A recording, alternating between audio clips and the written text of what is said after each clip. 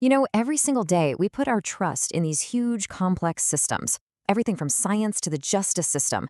We just kind of assume there are rules, right? A code of ethics. But what happens when that trust gets shattered and the systems themselves are the ones that fail? That's really the big question we're tackling here. When the people in charge, the ones with the authority, break the rules, who actually steps in? And to get at that, we're going to look at two very, very different worlds where this exact question plays out. So we're going to explore this by digging into two cases that on the surface seem totally unrelated. First, we're doing a deep dive into the world of scientific ethics at a university, and then we're looking at a public campaign that's fighting against something it calls institutional violence. I know they seem worlds apart, but trust me, both of them reveal so much about what happens when our faith in a system breaks down. Okay, so first things first, let's talk about the foundation, our trust in these systems. It's not supposed to be blind. It's built on this bedrock of really clearly defined rules and professional codes. They're all designed to make sure people act with integrity. And just look at the parallels here. It's fascinating. For scientists, it's all about working liege artists, by the book, being totally honest and documenting your results so others can check your work. For state actors, people like judges or officials, it's about being impartial, doing your duty, following the rules. In both worlds, there's this formal promise of professional, ethical conduct. This is how things are supposed to work. But we all know that ideals are one thing and reality can be something else entirely. So what happens when these carefully written rules are actually broken, when power is misused? Let's take our academic example, plagiarism. I mean, this is a perfect illustration. It's a direct violation of that core promise of being strictly honest. It's fundamentally about misusing your intellectual authority and stealing credit for work that just isn't yours.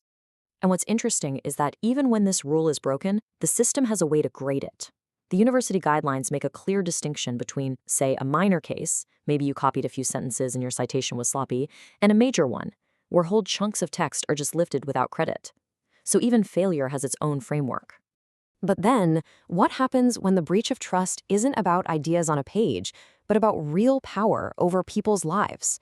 This brings us to a much, much heavier concept from our second source, institutional violence. Suddenly, we're not talking about misquoting a source anymore. This is about people with state power, real power, breaking their own rules, violating laws, and maybe even human rights. The stakes are just profoundly different. And to really get how serious this is, just listen to this quote.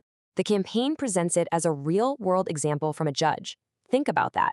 That's not a simple mistake. It's described as a direct threat, a raw, coercive use of power from someone whose entire job is to be impartial. It's chilling. And this isn't abstract. There is a very real human cost to all this. The campaign materials are crystal clear. This kind of pressure, this institutional abuse, it makes people sick. It can trigger deep psychological and even physical harm.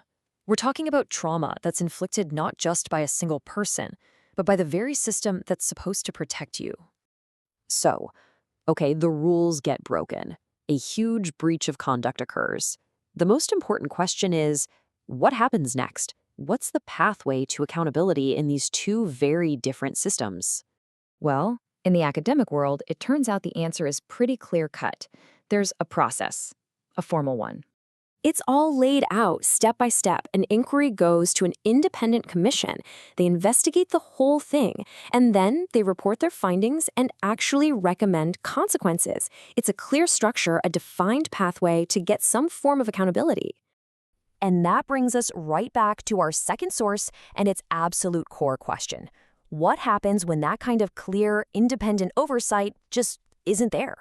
This is what the campaign calls the accountability gap.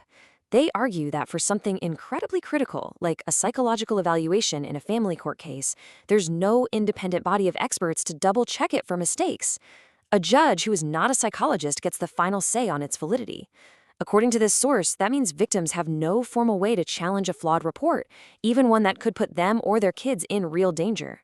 And get this, they argue that this very lack of a safety net is in itself a form of institutional violence.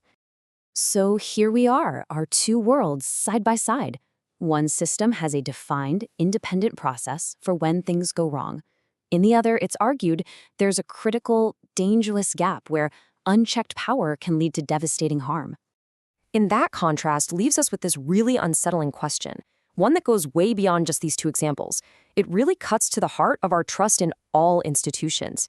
If the very systems that are meant to protect us are the ones that fail, who then protects us from our protectors?